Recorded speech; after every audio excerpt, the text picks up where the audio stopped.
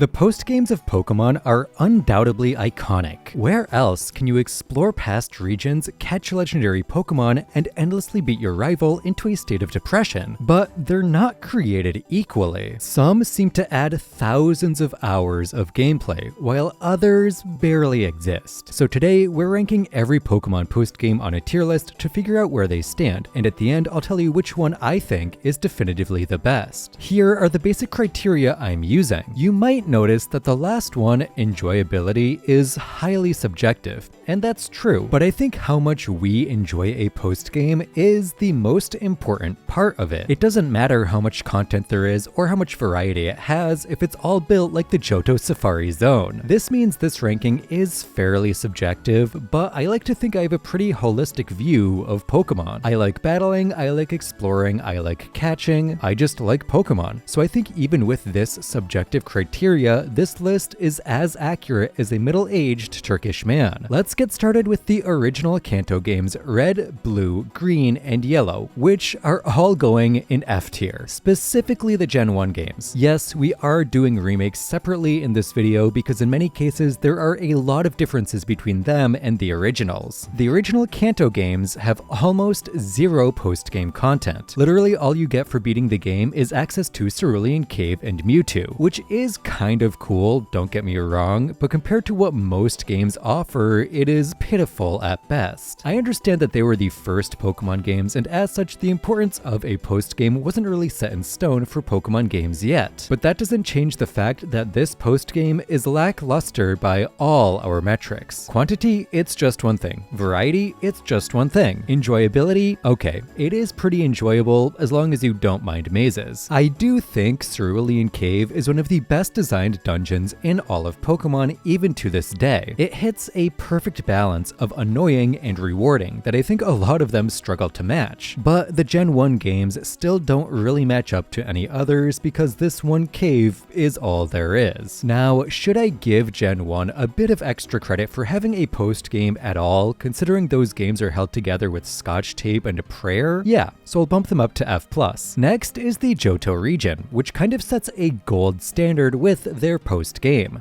Get it? We all know what made the Gold, Silver, and Crystal post-games so memorable, and that was being able to go back to the Kanto region. To this day, we still haven't gotten another Pokemon game with two regions in it like this, and that alone sets it apart without even talking about other aspects like Mount Silver or the Red fight, which might be the single coolest fight in Pokemon from a narrative perspective. Climbing Mount Silver after obtaining 16 gym badges only to see our old self waiting at the top was just cinematic. Now that being said, this post-game isn't perfect. The Kanto region we get to explore in Gold, Silver, and Crystal is a far cry from the one we get to explore in the Kanto games. There are a number of important areas that have been completely omitted, like Viridian Forest, Cerulean Cave, the Seafoam Islands, and the entirety of Cinnabar Island. Obviously there is a lore reason for that, but it doesn't really change the fact that the town is just not in the game anymore. Additionally, a lot of the gym leaders we can challenge in Kanto have pretty weak teams, with many having teams in the mid-40s, which means they're probably going to be pretty overleveled when you face them, removing a lot of the challenge. There are also far fewer trainers here than there were in the original games, and they have even lower level Pokemon than the gym leaders do most of the time. All of this gives Kanto a sort of hollow feeling. It's like revisiting a mall from your childhood that used to be busy and lively only for it to now be dead or on its last leg. The bones are still there, but it very much feels like a shell of the Kanto we knew from the original games. I'm gonna put the original Gold, Silver, and Crystal in B tier. While it's not a bad post-game, there are certainly a number of issues, and I think they limit the enjoyability of the game. Moving on to Ruby and Sapphire, there isn't a whole lot to look at here. Look, I love Hoenn, but we all know that when it comes to post-games, Emerald and Oras is where it's at. Ruby and Sapphire have have like 5 things to do total. Catch Rayquaza, catch Latias or Latios, ride the SS title, and the Battle Tower. That's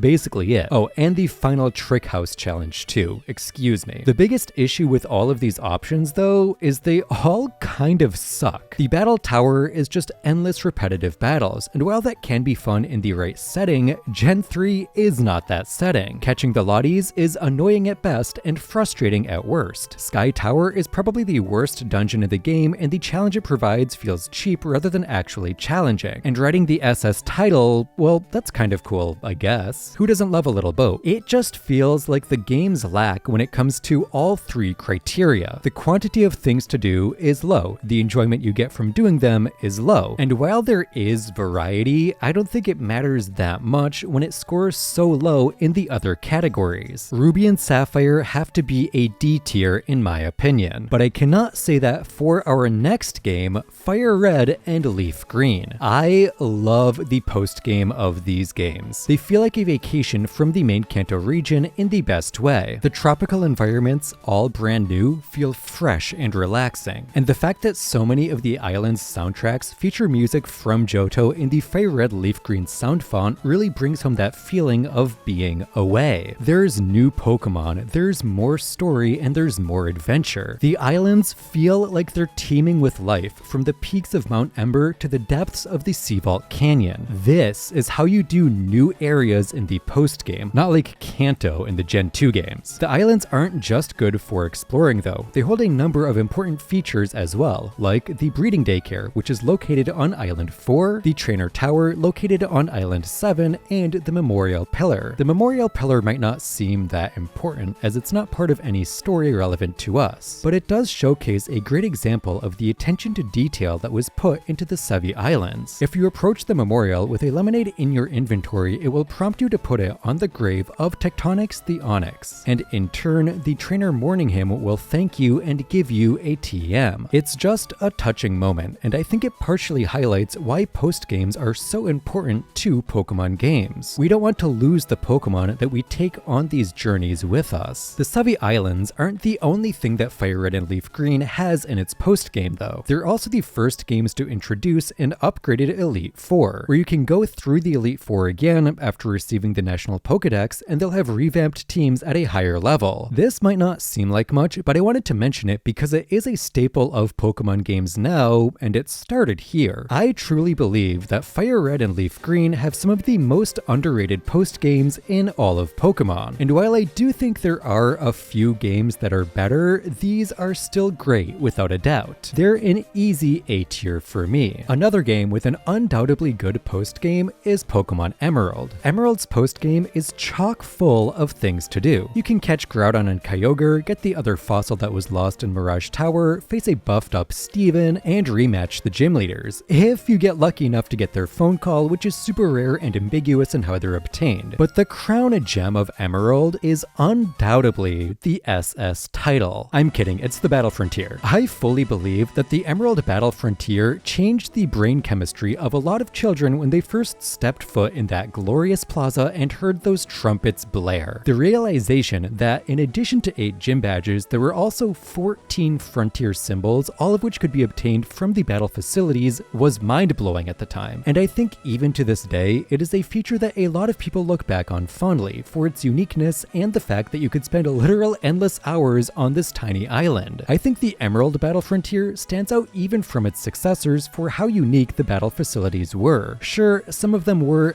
complete bullshit, but some of them were genuinely really cool, like the Battle Pyramid, which was kind of a mini roguelike inside a Pokemon game, or the Battle Pike, which had a weird murky vibe that isn't often found in Pokemon games, and arguably the best soundtrack in the entire region. The facilities were really fun, and the fact that they were so challenging as well meant you could replay these facilities for so long, making the game feel almost infinite. Now, with that being said, I do think the Emerald post-game has one huge glaring issue that holds it back. There aren't really any new areas to explore. Sure, there's like a cave or two, but that's kind of it. When compared to the Sevi Islands or the Battle Zone or Old Unova, it makes the region feel a bit incomplete that there is no post-game area to explore. I also feel like it lacks in variety variety because it's just so Battle Frontier focused. Oh, Emerald also doesn't have Elite Four rematch teams, which isn't nearly as important as the lack of new areas, but it is also a factor. So Emerald is an easy A tier for me. As for Diamond and Pearl, they're not bad. In fact, up to this point, I think they have the best base game post games that we've seen. Like, compared to Ruby and Sapphire or Red and Blue, Diamond and Pearl have a lot going on. Let's start with the obvious,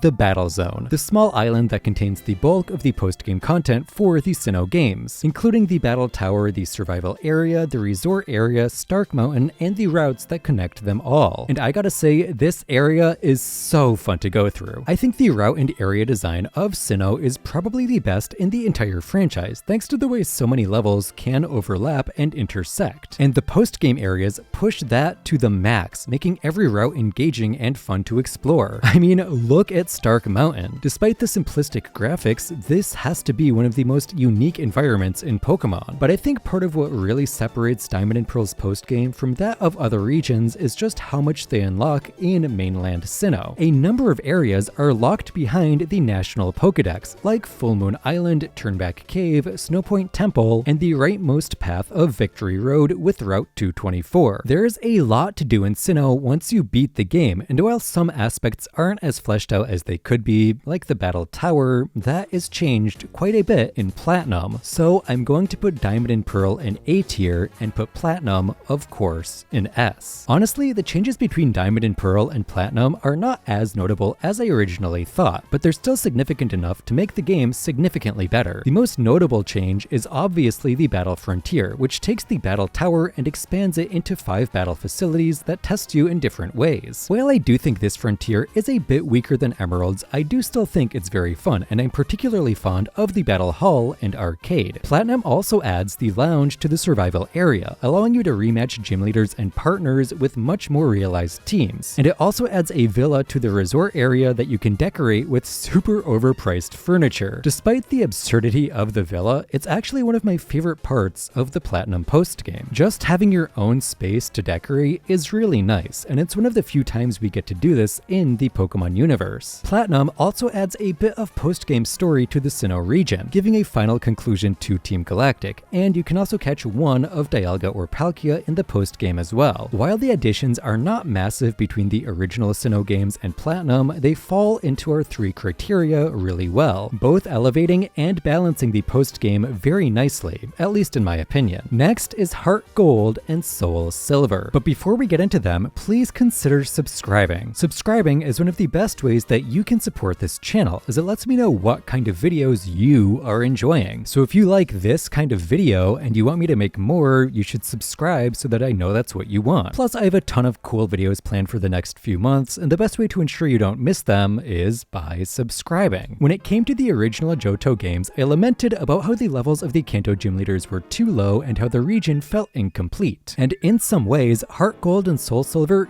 definitely improved this. Pretty much every gym leader is 10 levels higher than they were originally, if not more, and some parts of the region are more fleshed out than before as well. It's definitely an improvement over the original Johto games, and it does bring back a lot of love to Kanto. One aspect I really like is how every town got a somewhat notable makeover, with a new color palette that more closely resembles the colors of inspiration for the original games. But at the same time, it does still feel a bit empty. Not nearly as empty, but there is still a sparseness when it comes to trainers, and there are a few old areas that are still missing, like Cerulean Cave and the Safari Zone. I can kind of understand why they didn't add these areas back in, as it was probably done to keep the games authentic to the original Johto games. But if that was the goal, why did they change some areas, like Blaine and Blue's gyms or Route 25? It just feels like a weird line to draw in the sand. This is just a nitpick though, and I think the improvements made are notable regardless. But there's more to the Heart Gold and Soul Silver post-game than just the Kanto region. There's also the changes made to Mount Silver and Red. Not only is Red's team a much higher level in this game, but they also replaced his Espeon with a Lapras, which I really like because it gives him an entirely Kanto team. Oh, there's also the Battle Frontier and the Johto Safari Zone, which I don't think is technically post-game material, but let's be real, with the amount of time it takes to do anything here, it might as well be. One of my favorite features of these games is how you rematch gym leaders, as it's not so simple as just go go and fight them. You need to first find them when they're out and about and then get their phone numbers so you can call them to fight them on a specific day. This might seem overly complex and tedious, and it is, but it makes the gym leaders feel more real with the way they can be out doing things in the overworld, you know? In pretty much every other game, they just sit in their gym forever once you beat them, so seeing them live their lives almost feels like when you saw a teacher outside of school as a kid. It's humanizing, I guess, is what I'm trying to say. Between the amount of content, the enjoyability of the content, and how much different content there is to do, I think it's pretty clear that Heart Gold and Soul Silver are going in S tier, which probably isn't surprising, but sometimes praise is deserved. What can I say? Does the Black and White post-game deserve the same amount of praise? No, definitely not. It's not a bad post-game, but it does feel weird. I think part of the issue is that the ending of Black and White is so non-traditional when compared to most Pokemon games. I don't think this is a bad thing. In fact, I think Black and White probably have the single best story of any Pokemon game, but because of the way it was structured, it makes the post-game feel empty, I guess. There's a decent amount of stuff to do, but it all feels a bit lame and a bit underwhelming compared to the story we just completed. A lot of the post-game revolves around cleaning up after the main story by rounding up the 7 sages who are spread out across Unova. This is probably the best part of the post-game, but there's not a ton you can do once you complete it, as the collection of these 7 sages will take you through a lot of the post-game exclusive areas, meaning you don't get to do a ton of exploration on your own because you're engaged in this quest. There is also the Giant Chasm and Black City or White Forest, but not much else. I'm not sure why the Black and White post-game felt so underwhelming to me, because on paper there is a good bit of stuff to do. I guess it probably just comes down to our final criteria, enjoyability. Wandering the region looking for 6 sages with little lead on where they are was just tedious above all else. I also wasn't a huge fan of the battle facilities in these games either, as the battle facility felt lackluster compared to the battle frontiers we had just a generation prior. The best analogy I can give for Black and White's post-game is it's kind of like thrift shopping. Good on paper, but when you get into it, most of what you find just isn't all that great. Although there are some gems if you look hard enough. I'm putting it in C tier. Black and White 2, though, is definitely a notable improvement. Let's start with the obvious, the Pokemon World Tournament. While I do kind of feel like the Pokemon World Tournament is not as fun as a fully fledged battle frontier, I cannot deny that it is an incredibly engaging and hype battle facility. Being able to fight any gym leader, any Elite Four member, or any champion from the past generations was so sick, and watching who beat who in the tournament bracket was always interesting. Also, the fact they put real-life world champions in this game too was such a novel way to show off the community as well. The Pokemon World Tournament is undoubtedly a highlight, not just for Black and White 2 post-games, but for Pokemon post-games in general. It was such a fun one-time event to have, and I hope it will come back in Gen 10. Ironically though, I don't know if it's the best part of the Black and White 2 post-game, as fun as it is. Maybe it's just nostalgia, but I also loved revisiting the earlier towns from the original games. Seeing how they've changed or haven't changed since those games was so,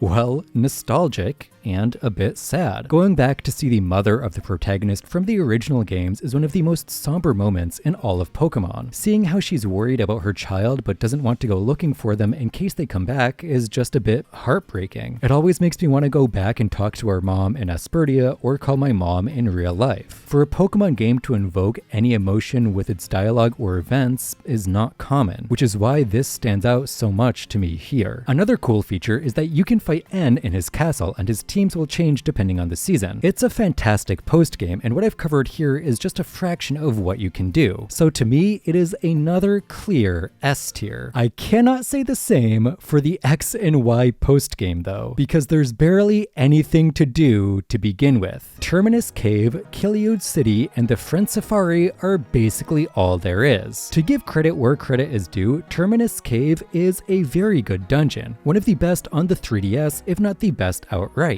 It has all the hallmarks of a good post-game dungeon. It's long, fairly complex, and has some fairly strong trainers as well. It was the one and only dungeon in X and Y that I felt challenged by in any way, and the reward of Zygarde at the end is well worth it too. The Friend Safari is also kind of cool if you have friends who like Pokemon, which I didn't while the 3DS Wi-Fi servers were up. But yeah, cool for those who could use it. The only other thing to do in the post-game, and I don't even know if this was actually post-game exclusive, was collecting the Megastones that were scattered around the region. But even this was tedious more than enjoyable because they were only available for like 1 hour a day. Oh yeah, you could also catch Mewtwo for some reason. Look, if you've played X and Y, you don't need me to tell you how mediocre this post-game was. It's D tier at best. So many staple features are missing entirely, like Gym Leader and Elite Four rematches, and the ones that are there are really dumbed down and simplified, like the Battle Chateau, which is basically a battle tower. Although I guess it is pretty par for the course that the first iteration of a region has a bad post-game. The difference is that unlike other regions where there was an opportunity to improve in a sequel or a definitive edition, Kalos never got one. Unless you count Legends ZA, which I don't because it's just Lumios, not the whole region. Anyway, yeah, D tier, and let's move on to Omega Ruby and Alpha Sapphire, which have a post-game that I'm pretty conflicted on, but enjoy overall. Let's start with the elephant in the room. There's no Battle Frontier. Now, I don't think the exclusion of the Battle Frontier is an outright bad thing. It's obvious with hindsight that at this point, Pokemon was trying to move away from battle facilities as a whole. So if they don't want to include it, they don't have to include it. As long as they don't put a sign that says the Frontier project has started and then never add the Frontier to the game, I don't think we'll have a problem. So tell me why there's a sign that says the Frontier project has started in the Battle Resort and we never got a Battle Frontier. Look, Pokemon is no stranger to cut content. In fact, I would go as far as to say that Gen 6 is probably the generation with the most cut content that we know of. But that doesn't change the fact that this is just low-key mean. Like, just don't put the sign in the game if you're not sure it's gonna be added, you know? Especially considering how beloved the Frontier was in Emerald. Now, aside from that, I do think Oras has a very good post-game. There is a ton to do, from the Delta episode, which gives us some of the best battles in the game and a mythical Pokemon, to the aforementioned Battle Resort, which does have a lot to do despite the issues I have with it, to the numerous legendary Pokemon that can be caught around the region thanks to Hoopa's holes. It is undoubtedly a very solid post-game, and I don't think there's any denying that. But I think it just barely misses out on S tier for a few reasons. First of all, much like every other Hoenn game, there aren't really any new areas to explore. Sure, there's Sky Tower, but that's basically it. Secondly, there are no Gym Leader rematches. This especially stings since they did have them in Emerald. And third, the Battle Chateau is basically just a copy and paste from X and Y, which just further emphasizes how annoying this sign is. Even with all these issues though, I just can't put it below A tier. It is still very good, and the Delta episode especially stands out as a high point among Pokemon games. Next is Sun and Moon, which have a pretty unmemorable post-game. The vast majority of it is contained to the Looker episode, which is interesting and entertaining enough, but it's not exactly super engaging. Like, compared to the Delta episode or the Rainbow Rockets, I found it just kind of meh. It's basically a vehicle to catch a bunch of Ultra Beasts and get introduced to some old familiar faces. Luckily, it's not the only thing to do in the Sun and Moon post-game. The coolest part of the post-game in both the base and Ultra games is the Champion Challengers, where different trainers can come and challenge you as the champion of Alola. I love this because it just feels like one of those features that makes sense in a Pokemon game. We get to challenge the champion so many times throughout the series, and now we get to see what it feels like from the other side. There's also the Battle Tree and some parts of Pony Island. Out of all the generic battle towers, I think the Battle Tree is probably the best one, simply because the environment is so unique and because the bosses you face have familiar faces. Would it be better if there was a variety of facilities? Yeah, of course. But as far as towers go, it's pretty good. Unfortunately, that's basically all there is to do in the post-game of Sun and Moon. It feels really bare bones, and I think it's among the least fleshed out post-games we've seen. I have to put it in C tier. Much like every other game though, the post-game of the sequels, the Ultra games, is much improved. There are two main pieces of this post-game that really stand out to me. First of all is the Rainbow Rocket episode. This episode was like the Pokemon World Tournament, but for evil teams. All the leaders gathering in Alola from universes where they won thanks to Ultra Wormholes was such a cool idea, and I think the execution of it was pretty well done too. I could nitpick and mention how you could easily blaze through these guys if you just overlevel your Pokemon, or mention how it's a bit disappointing that they used the old designs for Archie and Maxie when the ORAS ones were right there, but I don't think either of these really affected how much I enjoyed this episode. Plus, we got to see full-size Lysander for the first time, which kind of makes up for it. To me, Rainbow Rockets has all the essence of what makes a Pokemon post-game good, and I really enjoyed it, even if I do wish it lasted longer. The other major standout for me is Ultra Space. Not only is the minigame you have to play to get to other planets kind of fun, but actually seeing the environments that the Ultra Beasts originate from was really cool to me as well. They all look so bizarre, but still kind of familiar, which I feel is perfect for the Ultra Beasts. Ultra Space is also useful for getting a bunch of legendary Pokemon, as many of them reside in Ultra Wormholes far from the entrance. This is basically the same as Hoopa's Holes, but with a little minigame attached, so it's not super innovative, but it's still nice that they made so many legendaries available for people that don't have the older games. But I think my favorite part of the Ultra Sun and Ultra Moon post-game is actually much smaller. It's this cutscene between Mon and Lusamine, where the two meet for the first time since Mon's disappearance and have a small conversation. It's just a touching full circle moment, and I think, in a way, it touches on why Pokemon post-games are such an important part of the series. Mon basically tells Lusamine that his work at Pokepelago is kind of like the work at the Aether Foundation, as they're both trying to find a way for Pokemon to get stored aside from the PC, giving them a way to live without being stuck in a box forever. To this day, I still have a number of Pokemon in my Ultra Sun game. Pokemon that I got in Kalos, Pokemon that I got in Hoenn, and probably some Pokemon from further back as well. They're precious to me, which might sound silly to say about something that's just ones and zeros on a computer screen, but they are. And I think a lot of people feel the same way. The thought of pressing new game and losing all these Pokemon that accompanied me on countless journeys, that's just not something I can do. And I think there are a lot of people in the same boat. This is why a Pokemon post-game is so important. You might spend 20 to 30 hours beating the game, but for many, they'll spend magnitudes more time in the post-game with their Pokemon, doing whatever they want. Shiny hunting, breeding, making sandwiches, surfing Ultra Space. A Pokemon post-game is so important because it's where we spend the vast majority of our time with our Pokemon. While I don't think the Ultra Sun and Ultra Moon post-game is perfect, there is a lot of variety and plenty of ways to bond with your Pokemon. To me, it is a solid A-tier post-game. Next, we have Sword and Shield, which is where the definition of post-game gets a bit muddled. These were the first Pokemon games to have DLC, which is what complicates things. Technically, none of the DLC for Sword and Shield is locked to the post-game. Once you get as far as Wedgehurst, you can access the entirety of both the Isle of Armor and the Crown Tundra. So if you were to buy the games with the expansion passes today, you could play them both from the start of the story. However, if you bought Sword and Shield when it came out and its DLCs when they came out, there's a good chance that you experience them as post-game content, even if they aren't technically. And to complicate things even further, the levels of the Crown Tundra DLC insinuate that it would basically be post-game content, because most trainers have levels that rival Leon no matter when you enter the DLC. I think whether or not the DLC should count as post-game content will have to be considered on a case-by-case basis, and in the case of Sword and Shield, I'll be considering the Crown Tundra as post-game. The Sword and Shield post-game is fine when you include the Crown Tundra. Without it, it sucks, and the fact you need to pay $30 to get a decent post-game also kind of sucks. In Mainland Galar, there's basically 3 things to do in the post-game: the mini-story with Swordface and Shield Guy, endless Dynamax raids, and the worst battle tower to ever exist. Like, we literally just fight in a white void. What is this? It's one thing for the battle tower to have a bad background in the Game Boy Advance or DS era, but this is the Switch. Why does it look like this? If we were just considering the base game post-game for Sword and Shield, it would definitely be D tier because there's just not much to do. But the Crown Tundra does add a good bit of content that will knock it up at least a tier. Is it kind of icky that you have to pay $30 to get a semblance of a post-game? Yeah, but when you think about it, that's basically what you had to do when buying the third version or sequel games, you know? So I don't think it's as bad as it sounds on paper, but it does still feel bad when you're making the purchase. As for the content of the DLC, it's not bad. It's mostly story-driven, but there are a wide number of areas to explore in the Tundra, and a number of side features are added as well, such as Dynamax Adventures, which allow you to catch a bunch of legendary Pokemon and Ultra Beasts. quests. It's one of the best features of Sword and Shield in my opinion, and I always forget it's exclusive to the DLC. The DLC also adds the Galarian Star Tournament, which is a unique way to do gym leader rematches. So I think when we include the Crown Tundra, the post-game gets bumped up to a B tier. It's still not amazing, but it is pretty solid. Next, we have Legends Arceus, which also has a weird post-game because it's kind of hard to tell where the main game ends. Like, does it end at the explosion of Spear Pillar, or does it end at the Volo fight? I feel like both of these could be considered the end of the game, you know? It's also a bit weird because the game is so much more aimless and free-form than most Pokemon games, thanks to the heavy emphasis on catching rather than a straightforward, narrative-driven story. I think the simple answer is that post-Volo is the post-game, as he basically acts as a final boss, and in this case, I don't think Legends Arceus has much in the way of a post-game. It's mostly just cleanup, catching Pokemon you missed, maybe catching a mythical, etc, etc. As far as I can remember, there's not much of the game that is locked behind beating Volo. It's just like catching Giratina and Arceus, and I think that's it. This means that I think Legends Arceus might have the worst post-game of all of Pokemon. Now, look, I love Legends Arceus as a game, don't get me wrong, but if we're just looking at post-games like we are in this video, it has to be F tier. Unless I'm forgetting something massive, but I don't think I am. It's still a great game in general though, don't get me wrong. As for Brilliant Diamond and Shining Pearl, they're good. I think the main difference between these games and the originals is just that you can catch a lot more legendary Pokemon using the slates at Romanus Park, which is kind of cool, but not that cool. It's just something we've seen so many times at this point that it's getting a little bit old. Oh look, another blitz of old legendary Pokemon, how original. Regardless, it's still just as good as the original Diamond and Pearl, if not a bit better thanks to the changes made to the series since the originals came out. So I'm gonna put them in B tier. But Chris, you put Diamond and Pearl in A tier and said that these were just as good. How could you put them a tier lower? Good question, and the answer has to do with context. There's a big difference between making the Sinnoh post-game for the first time on the DS and copying and pasting it to the remakes. Pretty much every other remake up to this point has added a significant amount of new unique content in addition to what was there in the original, and the Sinnoh remakes just don't do that. So the post-game standards for these Sinnoh remakes is a lot higher than it was for the Sinnoh originals, and I feel like they fell short despite being just as good as the originals. Does that make any sense? It does in my head, but now that I've said it out loud, I'm not so sure. I don't know, despite being just as good as the originals on paper, it just feels like there's some sauce missing. If you noticed this too, please let me know in the comments down below so I know I'm not going crazy. For now though, we have to move on to Scarlet and Violet. Much like Sword and Shield, we will only be considering the second DLC of Scarlet and Violet to be post-game content, as the levels of its trainers are mostly set in a range that indicate that it's supposed to be completed late in the game, whereas the levels of the Teal Mask can be very low depending on when you do it, insinuating that it is intended to be played as part of the main journey. So when we look at the base game and the Indigo Disc, there is a decent amount of stuff to do. Not in the base game though, there's not much to do there, I will admit. It's mostly just Terra raid battles and tournaments. You do get to rematch the gym leaders, but you only get to do it once as far as I can tell, which is a bit lame. There's also no post-game exclusive areas to explore either, with the exception of Area 0, which I think kind of counts just because when you go there for the first time, it's so inundated with story that exploration can be a bit inhibited. So getting to go back and fully explore the coolest area on the Switch is definitely a highlight of the post-game. But the Indigo Disc is where it really shines. Not only is there a pretty long, interesting story that takes you all over the brand new terrarium, but there's also a decent amount of additional side content as well. There's blueberry quests which can be done to earn BP, there's the League Club Room which can be decorated and customized, there's the Synchro Machine which allows you to basically become a Pokemon and roam around, and there's Snackworth, who will let you catch a bunch of legendary Pokemon again. Some of my favorite aspects though are the guests that we can have visit from Paldea, as it gives these characters a good bit more depth that they didn't previously have. This DLC also adds a number of new Pokemon, and I like their designs a lot. It's a very solid DLC, and while I did like the Crown Tundra a bit more, it's very obvious that a lot of work went into this, and I think it shows. Scarlet and Violet are basically the same as Sword and Shield in my eyes. Without the DLC, the base game would probably be in D or maybe even F tier, but with the Indigo Lego disc, I'd put it in the lower end of B tier. And finally, we have Legends ZA. In this case, the Mega Dimension DLC is basically the post-game, so we will obviously be including it. Without it, the post-game of ZA is, well, let's just say it's tedious. There are 4 missions that are only available after the credits roll. 2 of them are for catching Xerneas and Yveltal, which is cool, but like, I kinda wish they weren't just in random spots, you know? Like, so many other legendaries get their own custom areas when you battle them, and these 2 are just on a building and next to a stream. Imagine how much more hype it would be if we could face them in the arenas they had in X and Y. It just feels like a missed opportunity is all. There's also a mission where you have to battle L and then Zygarde to catch Zygarde, which is a pretty neat mission all things considered. The reason I say the post-game is tedious is because of the Infinite Royale, which is the final mission we have to do. We basically have to push through a never-ending Z Royale until our rival decides it's enough and it's time to give us the Floatite. This quest feels like it takes so long to complete, and I'm not sure why. It is easily the worst part of the base game post-game, but I honestly found the DLC to be far worse. The Mega Dimension DLC basically revolves around Hoopa and his holds again. In this case, he can teleport us to a bizarre version of Illumios, but what's there and how long we get to stay there are dependent on the quality of the donuts we give him. The whole process of finding or buying the materials for the donuts, making them, and then going to the distorted space, it all just feels like a slog. Like, it was cool the first couple of times, but you have to do it so many times to progress in the story that it just feels annoying. I think another big issue for me is that very few of the hyperspace holes are new areas. 90% of them are just little pieces of Lumios, but with a weird ethereal filter over them, which just made them feel lame and lazily done. Like they're just recycling pieces of the map. Sure, the new megas are cool, but they barely make up for how mediocre the rest of the experience is. I cannot put Legends ZA any higher than C tier. So much of the post-game just revolves around tedious tasks, and it's just not fun in my opinion. And that's all of them. So, which one is the best? Well, in my opinion, it's undoubtedly Platinum. There's just so much to do, and almost all of it is interesting or fulfilling. It really feels like every corner of the post-game has thought put into it, and I just don't think I can say the same for any other game, even Heart Gold and Soul Silver or Black and White 2. But all of the S tiers are fantastic, so feel free to tell me what your favorite is in the comments down below. I hope you enjoyed this video, and thank you so much for watching all the way to the end. I should be back with another video next week, so I'll see you then.